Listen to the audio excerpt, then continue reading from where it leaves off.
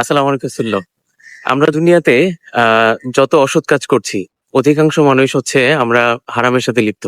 তো হারাম খাওয়ার কারণে আমরা আহ অন্তরের যে প্রশান্তি সেটা কিন্তু আমরা পাই না। দুনিয়াতেই আমরা এটার শাস্তি ভোগ করি। কিন্তু এটার কারণে কিন্তু মৃত্যুর পরবর্তী জীবনেও শাস্তি ভোগ করতে হবে। তো প্রতিটা কাজ, যেমন ধরেন আপনি আগুনের মধ্যে হাত পুড়িয়ে ফেললেন। তো আগুনে হাত পুড়ালে আপনি ইনিশিয়াল একটা কষ্ট পাবেন।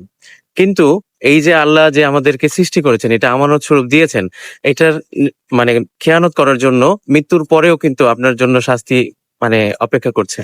তো প্রতিটা কাজ, প্রতিটা গুনাহের ফল আপনার দুনিয়াতেও ভোগ করতে হবে, মৃত্যুর পরেও ভোগ করতে হবে। তাই আপনি যেই কাজটাই করেন, আপনার দুনিয়াবী কল্যাণের জন্য এবং আখিরাতের কথা চিন্তা করে করা আমি উত্তম মনে করছি। কারণ হচ্ছে, আপনি দুনিয়ার গুনাহ যদি ছাড়তে না পারেন, তাহলে এইটার ফল আপনি দুনিয়াতেও ভোগ করবেন এবং মৃত্যুর পরেও ভোগ করবেন। তাই আজ থেকেই সচেতন হন, কারণ মৃত্যু যেকোনো সময় চলে আসবে। যদি আপনি সতর্ক না হন, তাহলে দুনিয়া এবং আখিরাত দুইটাই আমাদের ধ্বংস হবে। সালাম আলাইকুম।